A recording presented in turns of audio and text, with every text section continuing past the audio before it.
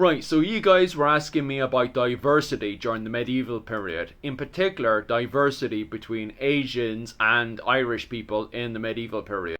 Right, first and foremost, we need to explain two things. Right away, I know you're going to talk about the Silk Road. So it's an important thing to make note of, is the fact that the Silk Road operates with you as a trader going to one stop and then selling your goods, and then the next trader buying up that goods and going to the next area. And as you can see, the traders just keep doing what they do, trade. So that keeps passing hands until it gets to the very end of the Silk Road. It is very rare and costs a whole load of money if you have an individual Chinese man go all the way over to the Byzantine Empire, trade his goods, and go back again with that money. It is both very, very dangerous, and it costs a whole load of money for him to do it. But if he's willing to bypass all that, his goods must be worth a whole load of money for him to bypass that. And there is a few cases of that happening. However, it's most likely he'll get to as far as Constantinople in the Roman Empire and then just go off home again, because there's no real major profit for him to make. It's not like he's going to go into a boat and then take the even more dangerous route to Dublin. That ain't happening.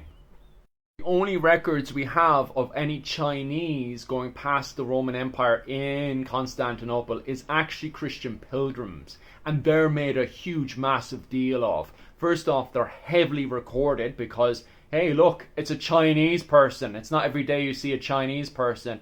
And on top of that, they'll end up only going around the Mediterranean area to go and see all the Christian sites, and then they'll go off home again. That's it. Or settle down somewhere in Europe. They will not go all the way to Dublin to see, I don't know, Dublin Castle or something.